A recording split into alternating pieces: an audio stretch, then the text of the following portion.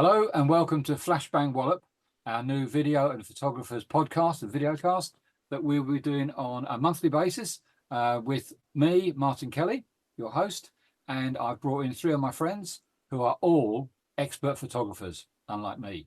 I just ask the dumb questions. So I'm going to ask each of them to introduce themselves and tell you a little bit about them and their photographic styles. And I can tell you these are all award-winning photographers, so they know what they're doing. Let's start off with Damien, or Damo as we call him. Damien, tell us a bit about yourself. I have to say, the moon's out there, Martin. The audience will get to know that little in-joke. Thank you, Damien. I'm Damien Walmsley, Damo on Twitter, Damo on Instagram, and looking forward to chatting away and hearing what everybody has to say and keeping everybody else in control. All right, great. Ian, what about yourself? Hello. Ian Lewis, ianlewisphoto.co.uk. Been doing photography for about 20 years now. So I would describe myself as an outdoor photographer, if you like, but I do a bit of everything. Photography is my escape from, the stresses of life. So looking forward to it. We have enough of that, don't we?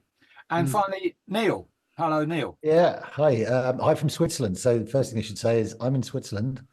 My name's Neil Dodd, dodsyphoto.ch, and I got to know these guys through photography. So I shoot landscapes and stuff, but like Ian, to get away from life.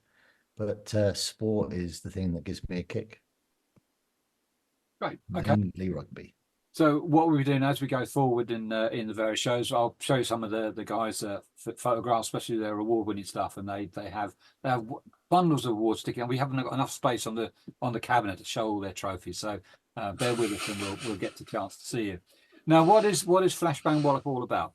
It's basically four of us having a discussion about photographs, videos, and all the aspects that tie that together into both a hobby or a semi-pro situation, or we will be bringing a few full-time pros onto the show to talk about how they integrate photography into their lives. So we'll also be looking at news items, those things that affect photographers and photograph in general, anything to do with maybe some changes to the law, or what you can and can't photograph, where and when you can't photograph, items like that, and other bits of news. Like you come up with an interesting one this week, Neil, about a new photo show. Yeah, so I was cruising Disney Plus, and found on their National Geographic channel there's a series, a 6-part series called The Photographer, and it's focusing on the people behind the lens mainly, but also showing their photography. The 6 episodes, each one's an hour long. First one, it follows a couple that basically live most of their life on a boat. They do a lot of environmental based stuff, and you follow them and their photography, and it talks about how they became who they are today and why they're doing what they're doing. The photography in it is super, absolutely amazing, and I can't wait to see the second episode, to be honest. Right, and that's on National Geographic on the Disney Channel. Yep. Right, great. Yeah. Okay, so worth a watch. Catching up on. After that, we like to talk about new kit that we see. We keep an eye out on the various different sites and keep a view on what's being produced, what's new to photography. For example, we were recently at the photo and video show, and Damien, you saw a very nice new Fuji that you got your eye on, I think. Yes. I mean, I love my X100V, my Fujifilm. Really do love it. But I'm ready to divorce it to go for the X100VI, which is just fantastic. It looks the same as the X100V. So why am I ready to go in to discarding the old one, which is doing me so well? Damo, I can lend you a silver pen. You just put the one on it and you'll be good. I think that's all I do. I suppose it's just the... Well, that's what photography is about. When you see something new, you want it. And my old kit is doing very well. And the one thing I got from the photo show is that the one weakness of the Fuji X100V was communication with my iPhone, and the software was awful. I mean, this is a family show. I can't actually say exactly how awful it is, but they've updated the app and it works really nicely. So now I've got better communication with my X100V. But the 6, it really does look very nice, and I'm happy to talk about in a future show why I think I would want to go for it over the V. Would you be able to get hold of it, Damo? I mean, it's. I mean, I was just reading. I mean, it literally the limited edition went in seconds, didn't it? So, I mean, it's a hard thing to get hold of at the minute, is it? People at the show, you don't know, they're talking to the salespeople, said that people are getting their hands on it. They've upped production. Fujifilm have been ready for it. But I've noticed the X100V is just going through the roof on price and demand on the second-hand sites and that. So yes, I mean, it just seems to capture imagination. Why? I don't know. I do enjoy using it. But yes, I think people are getting their hands on it. In fact, tomorrow I'm going to put my name down for there's an allocation of 1,400 special editions going to be made worldwide, and the UK have got 100. So I'm just hoping that I'll get in the ballot, get that 100, and you never know. I mean, I'll be able to retire for the rest of my life on the. So Straight on eBay, is it? yeah. Did you manage to actually physically get your hands on it at the Yes, show? I did, yes, and I had to fight and get the elbows into people, but Yeah. it's a bit heavier because they've got the image stabilization in there, and the big thing, it's now exactly the same sensor as the big camera, so it's 40 megapixels the camera, so you can really zoom in and crop, and that's what I tend to do with it, quite a lot of cropping to get the pictures that you want from it. And that's the two big things, the image stabilization and the sensor, which to me are two things that do justify probably going for it. Okay. What happened then? Someone's toilet in the background. Yes, I'm guilty of that, I think. Yeah, that was Oh, that sounded like a good response to a Fuji from my book. that's right. Okay. So that's very interesting, Damo. We'll be looking forward to seeing it here on the show. You'll have to bring it in and show us what it's about and why you've got so excited. And you've taken some great photographs on your previous one. We've seen them, so we'll be looking for great new results. Ian or Neil, anything else you've seen recently? We haven't really done a full kit review this week, but anything else really caught your eye kit wise? No, There's it's been something very. that's catching my eye, but it's not been released yet. It's just the rumors. There's a new Z6 III coming out, and I'm not interested to buy it because I have the Z8, the Nikon Z8 and 9. But it'll be interesting to see what they put on it, because these camera manufacturers now, they need to somehow differentiate between the different versions of camera. And the trouble is, as they bring out new versions and they update them, things can be made smaller. The differences really are in the firmware, and they really are bringing out updates for everything, and they keep hurdling each other. Yeah, I It'll see be interesting to see what they leave off the camera, not actually what they put on. Nikon have released another update of their firmware again, I notice. Yeah. So before I went up to Sky, I was sort of balancing what camera I would take, because I knew we were going to go and see sea eagles, and the Z8 doesn't have it has animal tracking, but it doesn't have a specific bird option. But they brought that out just before I went, so that made my life a lot easier, and it works super well. But then they just updated the Z9 as well to bring some new features into that. So yeah, it's all fun and games. They're just stretching what the things can do. So you look at on a new camera, I think now you've got to look at not what it has got now, but what it could potentially have. I mean, it appears to me that Nikon seems very good at the firmware updates, don't they? They're quite regular. Yeah. At what point, as an owner of a Z8 and a Z9, would you be happy to then pay for those upgrades? At what point do you think you're entitled to them at the moment? Because I think that's potentially a way maybe these manufacturers are going to go, where it's almost like a subscription type model where you're right. I hadn't thought about it. Pay for updates, you know. Yeah. I guess it would depend on the functionality that you got. I mean, I don't do much video work. In fact, I do none at the moment, but I'm likely to start doing a little bit. So if it was a video update, I wouldn't pay for it. but if they somehow improve the tracking or something, then that's potentially something I would pay for. I would pay for the Nikon. I do like the feel and that this holding that Nikon ZFC, really nice, and especially when they got it in the nice retro leather. Is it a sort of a fake leather on it or whatever? It's beautiful.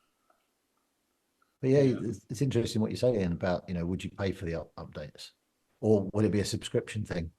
I mean, they've had that Z9 2 years nearly now, I think, and it's up to version 5 on the firmware. So I think we've had more than 5 versions come out. Sometimes it's been like, you know, 3.1, then 4 and stuff. But it'd also be fair to say when you've spent 5-6 grand or whatever it is for one of these cameras, that those upgrades should be free as well, as you know, when you've paid that amount of money.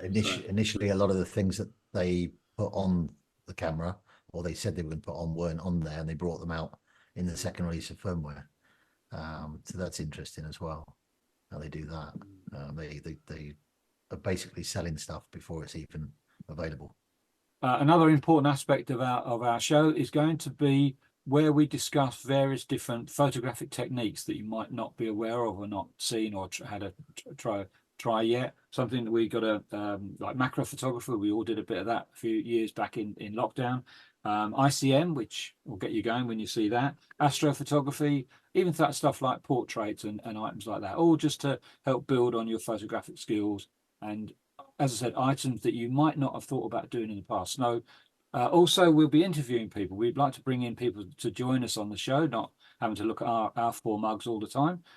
Very interesting people. We met Thomas, a photographer from Finland, and he organises tours up into Finland to see the Northern Lights. And that was something I think all four of us put our hands up straight away. Say, yeah, we'd like to go and do that. That was really interesting. And other people as well. We're bringing in a various number of other photographers who specialise in different fields and have a different way about the photographs that you'll be very interested in when we bring them on. So that will be the course of the show. That's what we're hoping to do. Hopefully make it interesting. I hope you all to come and join in. The other part of it is we'd like you to get involved. Obviously, subscribe to the show here so you can see the forthcoming show. Send us your comments, send us your questions. We'll try and deal with a Q&A session as best we can with all our knowledge. And the other aspects of the show will be we're looking at some of the manufacturers of the various different cameras and kit. They'll be coming along, showing us maybe a new item or something else they want to promote, or show us some of their specialized videos that they've taken on the product. Maybe come on the show us a product. Maybe Ian send us some products that we can actually test out for them. That would be interesting way to Canon R5, please, would be nice. I'll test that out. Yep. And then as well as that, we may even hopefully get it off the ground. We'll even have a competition or two, so you can actually show us your best work. Send us some of the photographs that you've taken, so we can have a look at them, discuss them openly with you. Come along, tell us what you think. So that's the process. That's what Flashbang Wallop is going to be about. It's about photography in all its forms, and hopefully we'll make that as interesting as we can. And if I can come in here, there's going to be we're going to have a long running debate on who can take the best moon photograph. It's always going to be happening in Flashbang Wallop. Who can get the moon? There may be a full moon around, and we want to see your full moon photographs. I'm careful what you say there. Martin can do it. That's a special treat for the whole show. Okay. I think I need to give some context to that. I've always said I wanted to take a great moon photograph, which I've never done in however many years I've been trying. And the guys have all been helpful, and we tried it, still can't get it. So that's why moon photographs is the starting point, I think, of the Flashbang Wallop career for all of us here. So send us. You got a couple of days. Yeah. Now, what we're going to do to finish off today's show is we were up at the photographer and video show up in Birmingham a couple of weeks ago. So we had a little chat there. I'm going to show a piece of video taken at the time, plus a little flavour of the show. So we all took some photographs of what we saw. Ian, you'll hear in the little piece we said about the show itself and what we thought. But Ian, you've also found out now there's been a rumour don't know how strong it is or what. It's the Uh, show may be moving. It may be moving away it's from the not. NEC. Yeah, it's not a maybe. It is on their website already. So next year it's going to be at the Excel Centre in London. Really? So yeah, I won't be going. Basically, we've made. I go with a group of friends, and we've pretty much made that decision. I've looked at the costings, and it's that much further for us and the cost implications. So yeah, it's a little bit annoying. What they're saying is they're going to alternate them between London and NEC, so 2026 back at the NEC. My worry is that the London show turns out to be really successful, because it's bound to be successful. They've got the the population density and the exhibitors. It's probably going to be better. It's probably going to be better for a lot of people. I get that. So I hope they don't turn around and go, "Oh, look how successful London is," and they end up staying there, because it is just awkward from where I am, and the cost. I mean, it is. Yeah, it's just not doable really in the way that we do it now, having the 2 days there. So it's a shame, because Birmingham is pretty. It's in the Midlands. The key is the Midlands. It's accessible to a lot of people, isn't it? So moving it down to the southeast, It is fairly accessible. Going to the NEC is not difficult for either driving or going on train or whatever. It's all in one hub. Excel, although it's huge, I don't know whether you've been to the Excel Centre before. No, I've never been. Yeah. Huge venue. But it's not as easy to get to. There's tube links and there's a rail link, but getting there by car is not easy. I've done that in the past, and it proves more difficult. So we'll keep an eye on that, and we'll see what we can even somebody living down in the south where I used to live. The Excel Centre is not the easiest in the world to get to by train. No. So we'll bear that one in mind. Okay, so what I'm going to do now is show you a little bit of what we found at the photographer and video show this year, and then we'll come back after this. So here's our review of the video and photography show.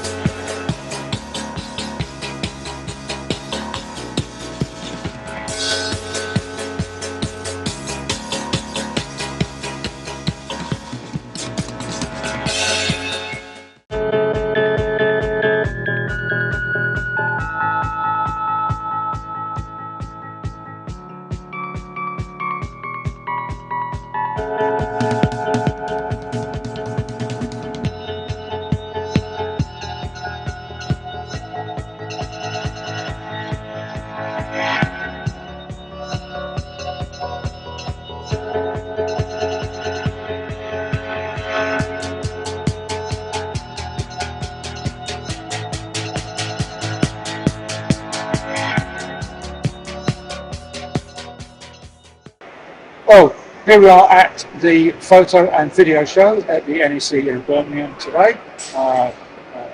Ian and Dano have both been here, and we had a good wander around the show. Ian, what were you thinking about the show overall? I guess, well, the first impression was, having come since 2017, it feels more like a show of pre-COVID, if that makes sense. Yeah. COVID was, well, it was a bit of a disaster for the show. I applauded the organisers for trying to do the show in 2021 in September, but it was, me and a friend came and we walked around it an hour and we were like, oh, is that it? And we came here for 2 days and we're like, what are we going to do with ourselves? Yeah. 2022, September 2022 was much better. But I think the organisers realised that the original March slot was better. I think a lot of the brands were asking to go back to March. And yeah, we came in this morning. We were early, 5 to 10, and we were still sort of outside the welcome bit where they scanned your barcode. Yeah. And, the waiting area to come in was full. It's around, good shit. So that felt immediately. That felt more like sort of pre-COVID. And it's definitely got more of a buzz about it this year. Yeah, there's less. There's still some dead space around, but it's a lot less dead space around. Yeah. I think it's got a lot of buzz about it. I like the stands as well, and I also like the alternative reality they put on, where you can take pictures of phones hanging in telephone boxes of Alice in Wonderland tunnel. I enjoyed myself in that one, and all those perceived realities. The talks have been good as well. I've actually enjoyed the talk, and you're able to listen to them on the back. Before they used to be a little bit difficult to get to, but the stands are now nice and wide, and you can get a seat there. And yes, I've enjoyed it, and I've met a few people which I hadn't anticipated. So there's lots of people coming back as well. So yeah, good show. Yeah, I think as you mentioned, I think it now is a 2-day show. There's plenty to do. If you are taking some of the talks on, the big stand show, that takes some time. That's interesting. I went to one on about the use of Final Cut Pro, which I'm interested in. The other thing I found, and I asked the guys as well what they thought was an outstanding feature or unusual item. But the thing that I found wandering around was the number of Chinese manufacturers, especially lens makers, names that I've never come across before, never seen. I've taken some images, I'll show them up here in the video, and they look very good. They look very professional. Yeah, it'd be interesting to see how they actually perform. A good example of that is your Euro, who in the photography circles have been around for years. Without sort of getting very careful what I say, they're known for sort of copying the likes of Pro Photo and Godox for their lighting, but obviously a lot cheaper. So they've been around a number of years, but this, as far as I'm aware, this is the first time they've been here. Which just shows, like Mark says, sort of the rise of the Chinese sort of market. I'll tell you what I did handle, I was very excited about handling it, whether I buy it is another thing, is the new Fujifilm X100-6. So that was really nice to handle. But whether I'll upgrade the V to the 6, I don't know, but that was good fun. That was a highlight. And I do the daft things, like I do like using those telephoto lenses. And so there was a really nice one, the Canon stand, for 200 to 800 zoom length, with like relatively light. It's very good. So yeah, I do those daft things. I go on the Fuji stand and look over at everybody. Yeah. One thing that's not really surprised me, but it sort of reaffirmed what I thought might happen. I don't know if you guys picked up on this. Is I haven't looked around Nikon. Nothing against. No, Nikon, I haven't looked at Nikon yet. I was particularly interested to see some here. Sorry, yeah. I was really interested to see what Canon were going to do, and I did sort of say in my blog, leading up to the show, that I thought they might go mirrorless completely, and they really have. They've got like a rectangle layout, and on the short end of the rectangle at the end, they've got like the 5D Mark IV, the 1DX Mark III. I think that might be it.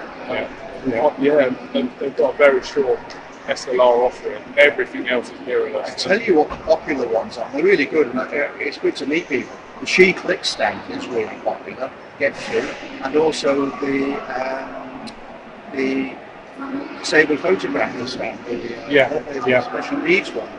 Really phenomenal. Yeah, it's really good to see. I had an interesting conversation with the chairman, a guy called Thomas, who may be a future guest in future shows, about the ability for disabled people to take photographs and some of the specialised kit that they produce, which was amazing to look at some of the stuff there. But as I said, I loved it when he said to me they don't have disabilities, they have special abilities. Really good. That's good to see. And again, as Ian and both of you said, there's just many more people, so it's got a pretty good vibrant atmosphere to it. So well done to the festival. Yeah, I would say there's sort of one downside. It's one thing they haven't done this year, which they've done in previous years, is their super stage. So where they've had big length speakers, like they've had Chris Mackin in the past, ranking kind of springs to mind. They had a separate stage where you could pay in order tickets in advance, but about £10, and you were guaranteed your place, get there, sit down, relax for an hour. Whereas this year, there's none of that. So whilst there's lots of good speakers, and I made a beeline for Joe Cornish at 10:30, but it did mean that you literally would have to go there 20 minutes early or 30 minutes early to try and get a seat. And then, there was tens and tens of people standing up.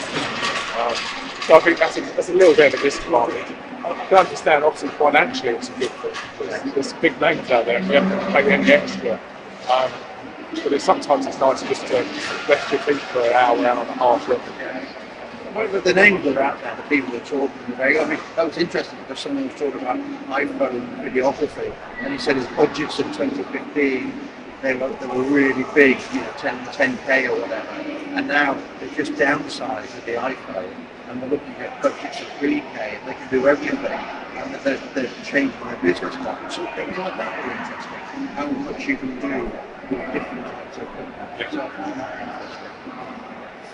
So, what was your best bit that you found? handling the X100. That was yours. Okay. Ian? I haven't found anything that's sort of surprised me. I haven't found anything that I didn't, that I didn't realise I didn't need, if that makes sense. I did come very specifically with a couple of things I wanted to get. Unfortunately, I've been able to get them. And the show prices have been good, actually. So, I'm pleased. Spent some money, but I've been able to get what I get. So. The only thing I found initially was a little mount that's either a flat mount with a cup on it, and then you have an attachment with the ball, bottom of the ball, fixed to the camera, and literally sits in the cup and acts like the gimbal. It's very clever. There was one type, as I said, just a flat plate you could put anywhere, or the other one was a clip-on that you could put onto the window, the side window of the car. And again, put this mount on it, and you've got a firm mount for the camera, but you've got all the movement. So, when you're about to be attacked by that lion charging at you, you can get a good shot before you whip it in and take the window up, But as I said, there's lots of little interesting. I noticed as well, there's some really high precision, well-made kit. I've got a little stand there for my camera. But some of the ones I've seen now, they look well-made, well-machined, but at a very realistic price. So I think that's the Chinese influence. I think the side shows were really good. The smaller size displays away from the big ones. But it's an interesting thing. I enjoyed looking at the orange monkey and the light boxes. Yes. I'll tell you what has actually surprised me a little bit is the amount of LED continuous lighting. It seems to be light panels everywhere. There seems to be, I think, a shift slightly in photography away from sort of flashes and strobes to continuous lighting. Because it has got so much better in recent years. And there's panels, and everywhere you look, there's white lights. You don't have the heat problem, the refire problem, and all that. So the show's well worth coming down. It's on for all day tomorrow, Sunday. Monday and Tuesday as well. It's here Monday and Tuesday, so you've got plenty of chance to get down. We're going to have another wander around, take some more photographs, and we'll put together a little piece for you to see. So, see you on the next call. Bye. So as you can see, it was an interesting day at the show. The one thing that really struck me, as I mentioned, was the amount of Chinese companies that had display stands, far more than I've ever seen in the shows before. So that'll be something we'll be following up on, looking at some of their new kit, looking at some of their new ideas as well. So I hope you enjoyed our first show. We'll be back here in a month's time. So my name is Martin Kelly. You can contact me at martinkelly@mac.com. So please send through your comments about the show, any questions you'd might like us to answer, or any ideas for subjects that you might like us to bring onto the show to discuss, or new features or new kit. And we're very happy to look at them for you. So where can we find you, Damo? On DamianWarmsley.com, or just go to Damo. Okay. Ian? IanLewisPhoto.co.uk. Okay, great. And Neil. It's dodsyphoto.ch Okay, great. Instagram and all over the web. Lovely. Okay, then. Hope you enjoyed the show. Goodbye from all of us. We'll see you next month. Bye. See ya. Bye.